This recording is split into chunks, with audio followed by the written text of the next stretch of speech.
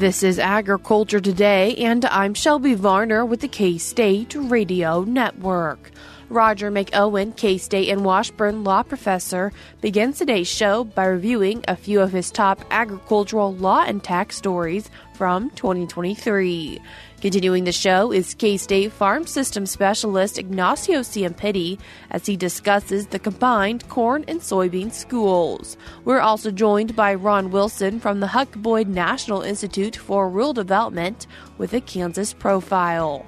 The Beef Cattle Institute's Ask the Experts Brad White, Dustin Pendell, Phillip Lancaster, and Bob Larson round out today's show talking about technologies they are interested in for the new year.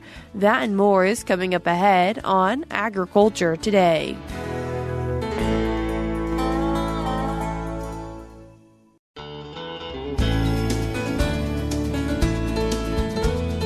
You're tuned in to Agriculture Today, and we start our Wednesday show reviewing some of the top stories in ag law and tax in 2023. And in to talk about it, we're joined by K-State and Washburn law professor Roger McEowen.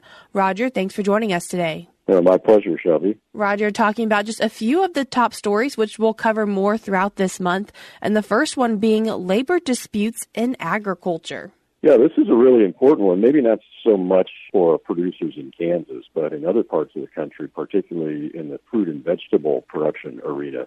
But what happened here in this one, Shelby, is that in 23, the U.S. Supreme Court said an employer can sidestep federal administrative agency procedures of the National Labor Relations Board and go straight to court when striking workers damage the company's property rather than just cause economic harm. What you had in this case, it's not an ag case, but it's directly, I think, related to ag because we had a perishable commodity involved.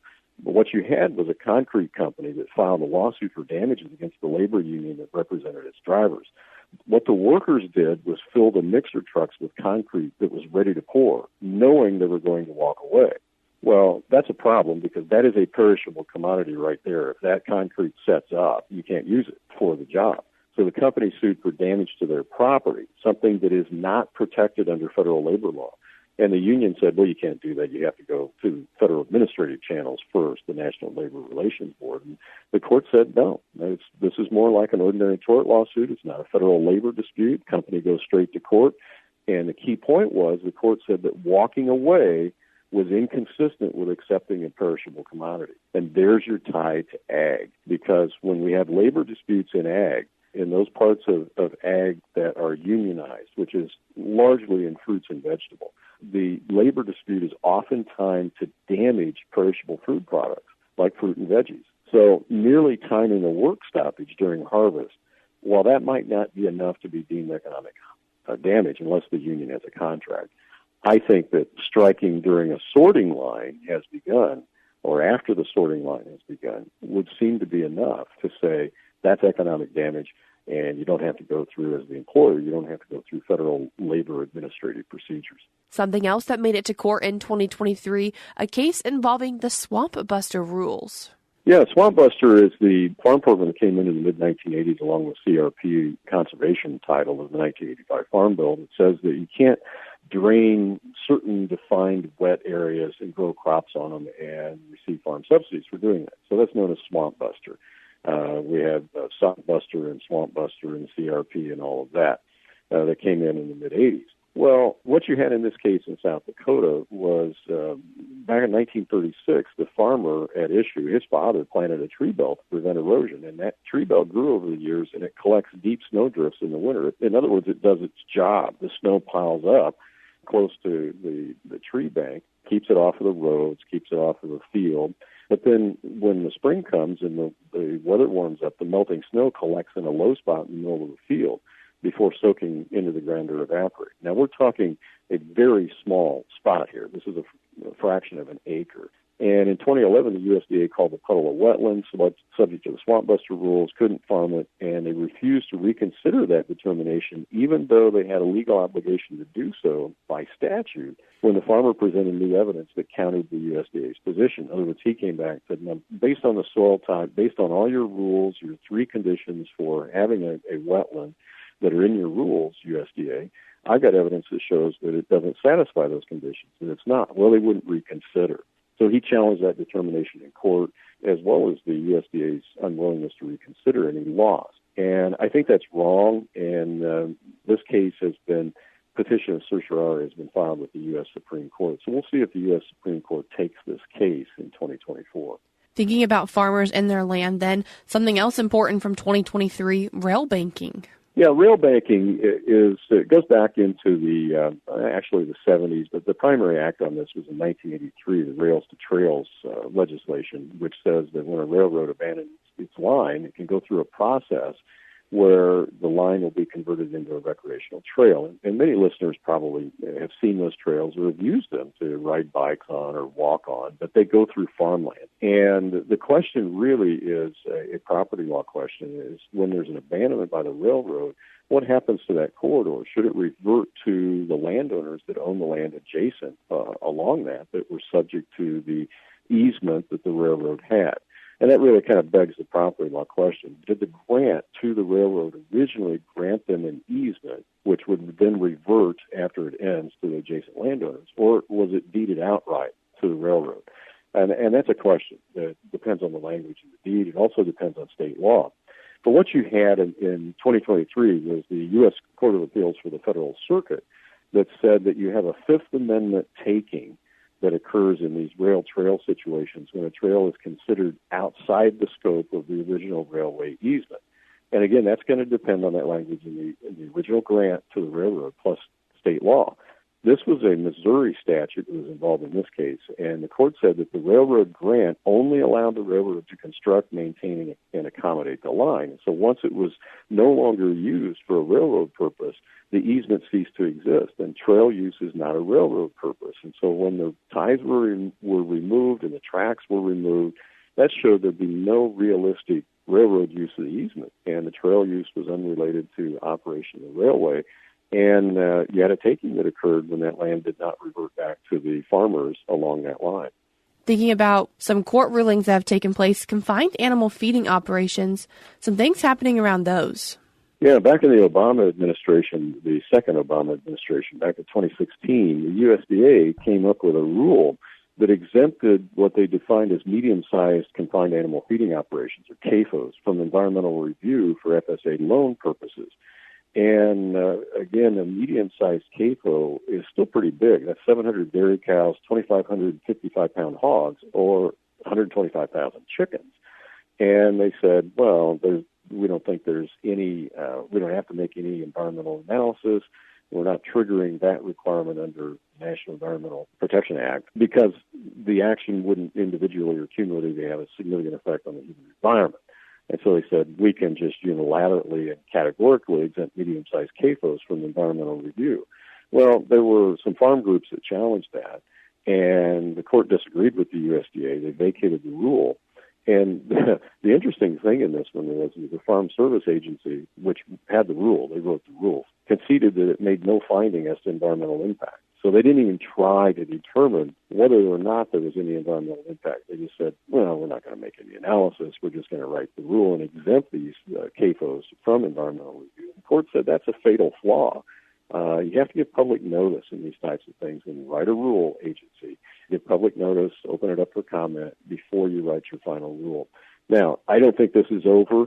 In 2024, I think it's likely that the agency will again try to exempt medium-sized CAFOs from environmental review for FSA loan purposes. So we may not have seen the last of this one. And our last thing we're going to review today from 2023, charitable remainder annuity trust abuse, and a case that went along with that.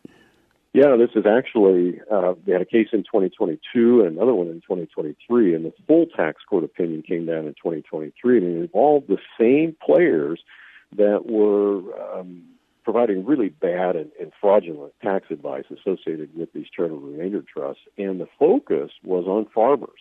This group that was involved in this, kind of centered in Columbia, Missouri, took out an ad in the High Plains Journal and really said some things that are wrong and questionable in that ad, but it sucked in a lot of farmers. It sucked in over 70 farmers, and the tax deficiencies, we found out later, were about $14, $15 million in deficient tax that should have been paid that wasn't because of the fraudulent nature of these trusts.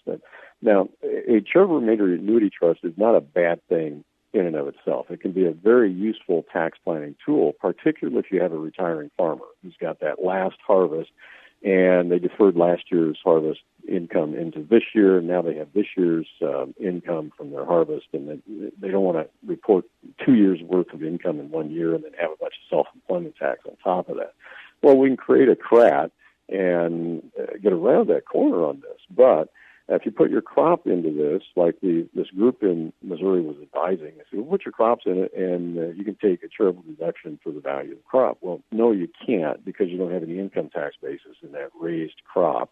You've already deducted those expenses out. You can't get a charitable deduction, and all the income coming back to you is going to be ordinary income under that annuity stream. And there were a whole host of things that were wrong in the advice that they gave, and it really messed up numerous farmers' lives in this. Lots of tax deficiencies and penalties and so forth. And fortunately, the IRS Criminal Investigation Division found out about this, investigated, turned it over to the Department of Justice, and the Department of Justice shut these promoters down. And is this case just another good example of why good tax advice is important? Good tax advice is always important. Sometimes it's difficult to distinguish the fraudsters from those that are giving good advice. And what I like to tell people is often, if it seems too good to be true, you might want to get a second opinion. Roger, I appreciate you taking the time to join us today and share with us a few of the top stories from 2023.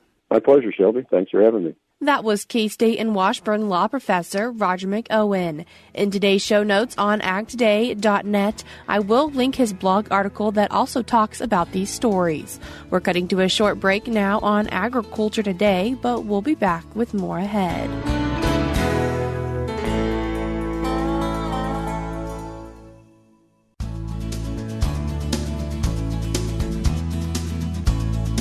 You're tuned in to Agriculture Today, and we continue our show discussing the upcoming K-State Corn and Soybean Schools. And in to talk about them, we're joined by K-State Farm System Specialist Ignacio Ciampitti. Ignacio, thanks for joining us today. Thanks for the invitation. Ignacio, these corn and soybean schools, a little different than what they have been in the past. Yeah, we're very excited because this is our first year combining those. I mean, we will have a corn and soybean school together, working together for the first time, in the last 10 years of tradition for the schools. And I think that if you look at what farmers and options across the state, it makes sense that when we're talking about corn, in many situations, the crop that they are working farmers, are usually soybeans. So this brings opportunity to present more topics, diversify the list of speakers, and make sure that we have basically a conversation about both crops, corn and soybean together. So really, hopefully, just trying to make an atmosphere so the farmers only have to come once to get both sets of information? Exactly. It's going to be more efficient in terms of having more topics and making sure that the farmers get all their corn and soybean kind of topics, and updates for 2024. And quite a few different topics that are going to be covered at these locations. Yeah, we're ranging from everything that is connected to crop production, and then we move into soil fertility, disease, insect, weed control, economics, and in some of the regional places, we're trying to make sure that these schools are specific to the regions. We have different speakers, presenters, tailored to that location specifically. And also we have in sections where irrigation might be a big topic, we have also irrigation as another component. And Ignacio, if you could give us a preview of a couple of those topics that you will be talking about on those days. Yeah, I will be talking, and I'm excited because we have a lot of new research on thinking about or rethinking, I would say, new production environments for corn across the state, looking at options on planting date in corn, trying to think about what are the best fields for different farmers where they might be targeting corn versus soybeans, and trying to understand basically the yield relationship between those two crops. We will be focusing on new research on also soybean, looking at sulfur fertilization, and also looking at basically the contribution of nitrogen fixation for the crops. So very, very excited about all these diversity of topics for each of these different locations. What do you hope this provides for producers? Our main goal, as always, is the same. The objective is really just to give them a quick update to take home, and the most updated and applied research has been conducted during the last couple of years, so they can start, they're taking decisions today in order to decide what crops, varieties, or hybrids they need to grow next year. So our main idea is to help them to facilitate that decision-making process. And there will be a potential for some available credits for professionals. Yeah, we have been applied for commercial pesticide credit applicator, and also we have been applied for CCA credit for basically crop advisors. Ignacio, this is happening at 4 different locations, so taking a fair amount of time. And so what makes you excited for these days? I would say that it's about reconnecting, because we keep working on that direction of trying to connect back with farmers. This is an excellent opportunity where they have a little more time, so we have more time to connect, to chat, to exchange some knowledge. So for us, it's an opportunity also to get some new ideas, to basically provide feedback from our end and make relationships. So this is one of the big things about the schools. These schools are taking place at 4 different locations. And when and where are those? So we are starting, if you look at the locations, we are starting on Tuesday, January 16. We are going Parsons, and then from there we are making our way to the next one on Wednesday to Heston. Then from there on Thursday is going to be Garden City. And the last one on Friday, January 19th, is going to be at Olathe. If people would like to get registered for this event, how can they do that? Multiple options. I mean, we have a K-State update. So if you go to ksuagronomy.edu, there is a tab on the e-update, so you can get to the e-update for all the information on the schools. There is also a direct link registration that is on the Kansas Corn website. So, and if you cannot find those links, I mean, the options are call to Kansas Corn or Kansas Soybean offices, or you can also call to our K-State Agronomy Department office just for registrations. Ignacio, I appreciate you taking the time to join us today and give us a preview of the 4 K-State Corn and Soybean Schools. Yeah, very excited about this new event, and hopefully to get many farmers excited and attend them. And thank you also for the time and opportunity to share with everyone. That was K-State Farm Systems Specialist Ignacio Ciampitti, and he was discussing the upcoming K-State Corn and Soybean Schools. The first one taking place is January 16th in Parsons on Tuesday, followed by that on the 17th in Heston, then in Garden City on the 18th, and finally wrapping up on that Friday, the 19th in Olathe. These days will all get started at 8:30 a.m., and the program will begin at 9 a.m. The schools will be wrapping up around 3 p.m. You can get registered for this by going to kscorn.com/schools. You can also find more information about it by going to eupdate.agronomy.ksu.edu. Before we cut to a short break, we're now going to be joined by Ron Wilson with the Huck Boyd National Institute for Rural Development with a Kansas Profile. This is Kansas Profile. I'm Ron Wilson, director of the Huck Boyd National Institute for Rural Development at Kansas State University. It is one thing to be a rural community. It's another to be a smart rural community. The designation Smart Rural Community was created by a national association to recognize telecommunication companies which are providing especially superior broadband service in their areas, and many of those are found in Kansas. It's today's Kansas Profile. Last week, we met Jason Smith, General Manager and CEO of Rainbow Communications in Everest. In 2015, Rainbow Communications was one of 10 rural telecom companies across the nation to earn the Smart Rural Communities Showcase Award. The Smart Rural Communities Showcase Award is presented to those rural telecommunications companies which demonstrate superior broadband service in the regions that they serve. The Smart Rural Communities designation has now been broadened to include any community that is served by a telecom company which meets certain high standards. This is a project of NTCA, the National Rural Broadband Association. NTCA works on behalf of more than 850 small independent businesses and cooperatives that provide broadband service in rural communities. These businesses cover approximately a third of the nation's landmass. NTCA's Smart Communities is a designation earned by those telecom companies which have invested in fiber broadband most aggressively and effectively to serve their residents. There are smart community categories for tribal and suburban communities as well, but NTCA describes the Smart Rural Communities as its flagship brand. To be a smart community, it must be served by a company which provides extensive broadband service. These are the cream of the crop, Smith said. According to the NTCA website, Smart Rural Community providers are committed community-based providers offering high-speed broadband to the farthest reaches of the country, fiber-based broadband providers who are committed to driving growth and creating opportunities, for the educators, healthcare providers, farmers, small business owners, and other partners who help their communities thrive. After earning the award in 2015, Rainbow Communications has continued its effort to enhance broadband service. Our goal is to have 100% fiber to all of our service locations by 2026, Smith said. In 2017, Rainbow partnered with Atchison County and the Amelia Earhart Foundation to bring broadband to a nearby industrial park and the Atchison Airport.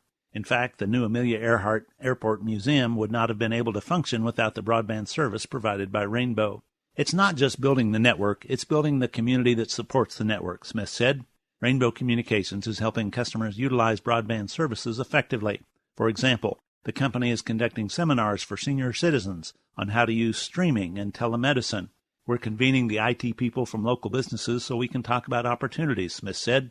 Through a grant, the company provided iPads to a local fire department.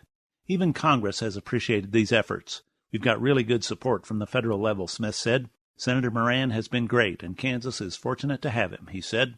There are 32 independent telecom companies in Kansas. 16 of those are designated as smart rural communities. Those include communities served by companies headquartered in rural places such as Wamego, population 4,841 people, and much smaller towns such as Lenora, population 207, Home, population 154, and Rush Center, population 141 people. Now that's rural. Smith sees the value of such communities firsthand. Rural people are there for you, he said. When our son had knee surgery, so many people were wishing him luck and telling us they were praying for him, Smith said. I value the community and knowing your neighbor, he said. There are unique opportunities in a rural area, Smith said. As the NTCA website states, a smart community is about connection. Neighbors to friends, teachers to students, doctors to patients, new business to customers, and a community to the world. Connected by fiber broadband, we can achieve more together. For more information, go to www.ntca.org/smart-rural-community. It's one thing to be a rural community. It's another to be a smart rural community. We commend Jason Smith and Rainbow Communications for their broadband service, which is making a difference for their region. I think it's a really smart idea. For the Huck Boyd National Institute for Rural Development, this is Ron Wilson with Kansas Profile.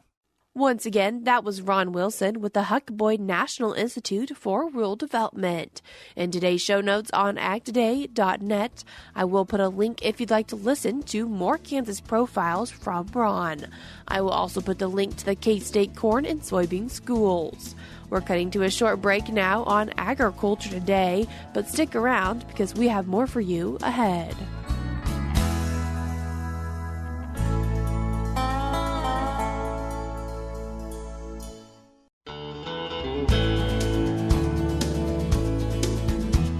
You're tuned in to Agriculture Today, and we conclude our Wednesday show with the Beef Cattle Institute's Ask the Experts.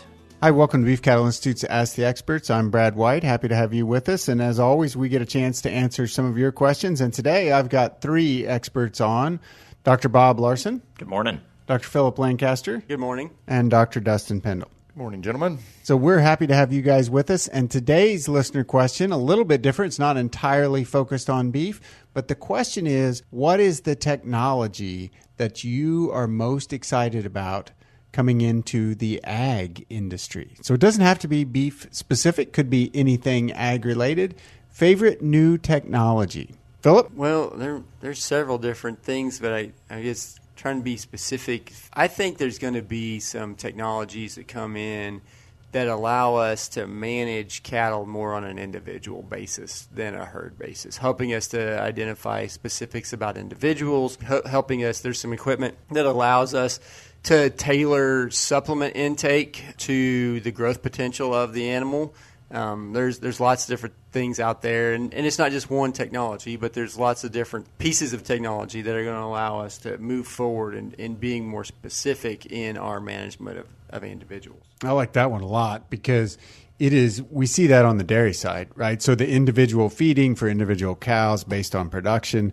Will we see the same thing on the beef side as we move forward? Because there may be some real opportunities there to manage as individuals rather than as groups. Dustin? Yeah, that's a good question. I don't know that it's new, but I always like drones. And so, I know they've I think you stole Bob's answer because Bob was going to say drones. He's wanted to say that for every technology. Well, but I think they'll become, as technologies develop within the drones and different, programs, systems, maybe they'll start to use that more in the feedlot system or maybe in a cow-calf.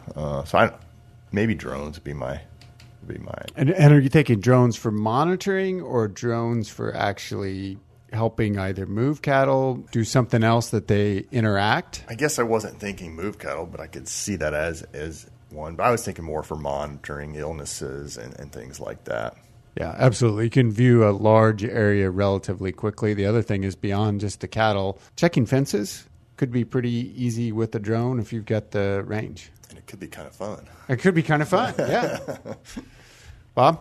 Yeah, I'm going to go with maybe it's a combination of technologies, basically looking at some improved cow efficiency. I think as a beef industry, we've really seen some great improvements in efficiency post-weaning growth, and that's a combination of genetics and nutrition and technologies. And I think there's a place for maybe some renewed emphasis on the cow side. And there's two parts of that. One is reproduction. We want good reproductive efficiency, but like any other efficiency, there is a limit where more isn't necessarily better. But even some of we have such trouble measuring forage intake, and yet that is our base resource that we're turning into beef is the forage that the cow herd consumes. And if we could figure out which cows are the most efficient at turning that forage into a weaned calf, that's what I want, and I think we're moving in that direction. Maybe we'll get more and more information about kind of the efficiency of the cow side of the beef industry. But how are you going to get that more information? I'm going to ask for these young, new entrants to the beef industry to keep figuring that out. All right. I have one more question for you. Quick answer on this one. We talked about technologies, but the area of research you're most excited for in the next year. Bob, 15-word answer or less. I think the modeling, cow herd modeling that Phillip and I are doing. Phillip? We've got some research going on relative to liver abscesses and beef on dairy cross that I think is going to be very interesting to see those results. Dustin? I've got a lot of projects, but I think probably the most one is looking at vaccines in high-path AI. Excellent. So appreciate you guys doing the research and sharing with us today. Thanks, as always, for joining us. If you have a question, you can send it to us at bci@ksu.edu. Once again, that was K-State's Beef Cattle Institute's Ask the Experts. That's all we have for you today on Agriculture Today, but we'll be back with more for you tomorrow.